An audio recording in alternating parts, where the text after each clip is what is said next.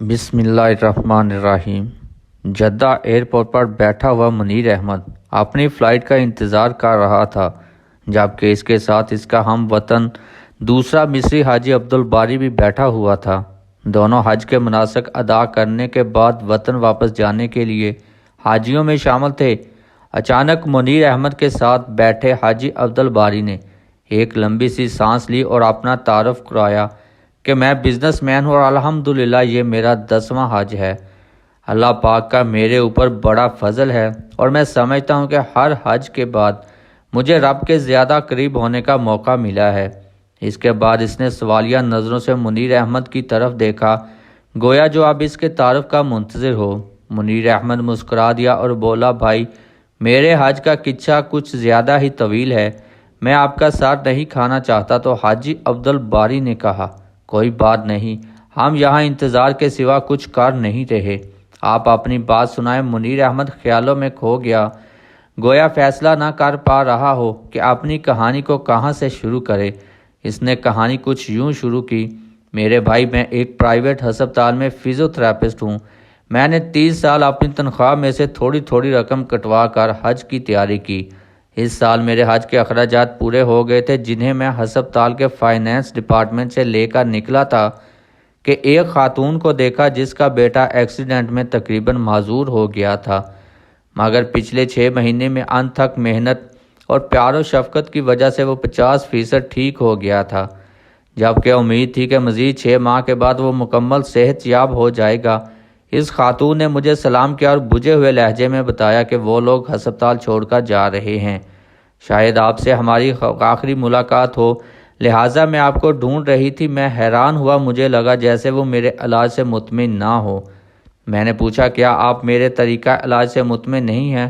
خاتون نے روتے ہوئے کہا، نہیں ڈاکٹر صاحب، ایسی بات نہیں ہے، آپ نے تو بچے کو ڈاکٹر کی بجائے باپ بن کر سنبھالا ہے، میرا تو رواں رواں آپ کو دعائیں دیتا ہے۔ آپ نے میرے بچے میں نہ صرف جینے کی جوت جگا دی بلکہ اپنی ڈیوٹی سے ہٹ کر اس کو وزٹ کیا اور تحفے تحائف بھی دیے، جس کے لیے ہم میاں بیوی آپ کے بہت شکر گزار ہیں۔ میں نے حیرانی سے پوچھا کہ پھر آپ ہسپتال چھوڑ کر کیوں جا رہی ہیں؟ مگر وہ میری بات کا جواب دیے بغیر مریض کے کمرے کی طرف چل دی۔ میں نے سیدھا ایڈمن آفس کی طرف گیا اور بچے کا کمرہ نمبر بتا کر پوچھا کہ یہ لوگ ہسپتال کیوں چھوڑ رہے ہیں۔ وہ چھوڑ نہیں رہے بلکہ ان کو کمرہ خالی کرنے کا نوٹس دیا گیا ہے۔ لڑکے کا والد جاب سے فارغ کر دیا گیا ہے، جس کی وجہ سے وہ لوگ ہسپتال کے چارجز دینے کے قابل نہیں، لہٰذا ان کو کمرہ خالی کرنے کے لیے کہہ دیا گیا ہے۔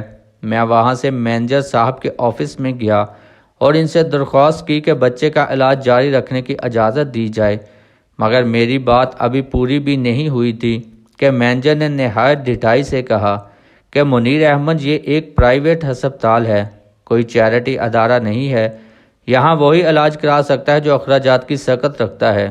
مینیجر کا 2 ٹوک جواب سن کر جو ہی میں مڑا تو میرا دایاں ہاتھ میری جیب سے ٹکرایا جس میں میرے حج کے پیسے رکھے ہوئے تھے۔ دفتر سے نکل کر میں نے آسمان کی طرف دیکھا اور کہا کہ اے اللہ، تو اچھی طرح جانتا ہے مجھے تیرے گھر آنے کا کس قدر شوق ہے، اور اب جب کہ میرا خواب ایک حقیقت بننے والا ہے تو اس بچے کی زندگی کا سوال کھڑا ہو گیا ہے۔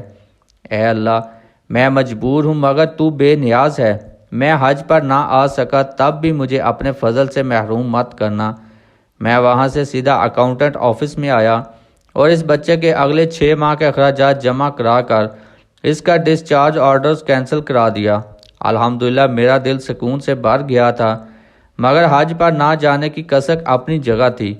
عبدالباری نے بے چینی سے سوال کیا کہ پھر آپ نے جب اپنے حج کے اخراجات اس عورت کے بچے کے علاج کے دیے، آپ حج پر کیسے آ گئے؟ تو منیر احمد نے کہا کہ جب میں گھر آ کر لیٹا تو حج کے مناسک کا ایک ایک منظر میری نظروں میں گھوم رہا تھا۔ میں نے کئی بار بیت اللہ کا خیالی طواف کیا، کئی بار لبیک اللہم لبیک کہتے مجمع کے ساتھ اپنی آواز ملا کر ان کا حصہ بن گیا تھا۔ پتہ نہیں کب میرے آنسو بہنا شروع ہو گئے اور میں بہتے آنسوں کے ساتھ ہی سو گیا۔ تو میں نے خواب میں دیکھا کہ میں بیت اللہ کا طواف کر رہا ہوں اور لوگ مجھے میرا نام لے لے کر حج کی قبولیت کی بشارتیں دے رہے ہیں، اور وہ کہہ رہے ہیں، اے منیر احمد، اللہ نے تیرا حج قبول کر لیا، تو نے زمین سے پہلے آسمان پر حج کیا ہے۔ میرے حج کی قبولیت کے لیے بھی دعا کرو۔ میں اسی کیفیت میں تھا کہ فون کی گھنٹی نے مجھے جگا دیا۔ فون پر اسپتال کا مینیجر تھا جو کہ کہہ رہا تھا کہ اسپتال کا مالک حج پر جا رہا ہے۔ وہ اپنے خاص معالج کے بغیر کبھی نہیں جاتا، مگر اس دفعہ اس کی بیوی شدید بیمار ہو گئی ہے۔ وہ بیوی کو اس حالت میں چھوڑ کر باس کے ساتھ حج پر نہیں جا سکتا، لہٰذا آپ کو ان کے ساتھ بھیجنے کا فیصلہ کیا گیا ہے۔ آپ اپنے ضروری کاغذات اسپتال کے ایڈمن آفس پہنچا دیں۔ میں نے سب سے پہلے تو اللہ کے شکرانے کی نفل ادا کیے بغیر پھر کاغذات آفس والوں کے حوالے کیے۔ یوں اللہ پاک نے مجھے اپنے گھر بلانے کا انتظام کر دیا۔ حج کے بعد اسپتال کے مالک نے مجھے خدمات کا معاوضہ دینا چاہا تو میرے آنسو نکل پڑے، اور میں نے اس کو بتایا کہ اس نے مجھے حج کروا کر مجھ پر اتنا بڑا احسان کیا ہے کہ مجھے اپنا خادم بنا لیا ہے، لہٰذا میں نے جو بھی اس کی خدمت کی وہ اس کے احسان کے مقابلے میں کچھ نہیں، لہٰذا وہ معاوضے کی بات کر کے مجھے گناہ گار نہ کرے۔ پھر میں نے اس کو سارا واقعہ تفصیل کے ساتھ سنایا، جس پر اس نے مکے سے ہی فون کر کے اس بچے کے مکمل علاج تک اسے اسپتال بلا معاوضہ رکھنے کے احکامات جاری کر دیے۔ اس خاتون کے شوہر کو اپنی ایک فیکٹری میں سپروائزر کی پوسٹ پر رکھ لیا اور اسپتال انتظامیہ کو میرے سارے پیسے واپس کرنے کے لیے کہہ دیا۔ یوں اللہ پاک نے مجھے فری میں حج کرا دیا۔ عبدالباری کی آنکھوں سے آنسو جاری تھے۔ اس نے اٹھ کر منیر احمد کا ماتھا چوما اور اس کو مبارک دی اور کہا کہ میں سمجھتا تھا کہ میں نے 10 حج کر کے اللہ پاک کا بہت قرب حاصل کیا ہے، مگر آج مجھے لگتا ہے کہ میرے ایسے 1000 حج بھی تیرے ایک حج کے برابر نہیں۔ میں تو خود حج پر آتا، جبکہ تجھے تو اللہ خود ہی اٹھا کر اپنے گھر لایا ہے۔ ایسا ہی ہے، اللہ پاک سے میرے حج کی قبولیت کی دعا بھی کر دو۔ یہ اپنی عقل اور سوجھ بوجھ کی بات ہے۔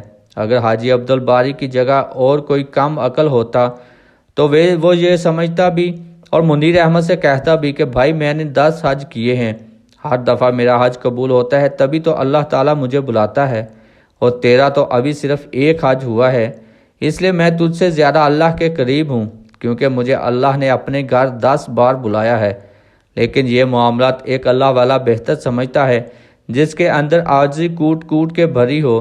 کبھی بھی اپنی تعداد پہ مت جانا، پتہ نہیں ایک بندے نے 50 حج کیے ہیں اور اس کی نسبت صرف ایک بندے نے خالی عمرہ ہی کیا ہو تو وہ اس کے 50 حج پر بھاری ہو۔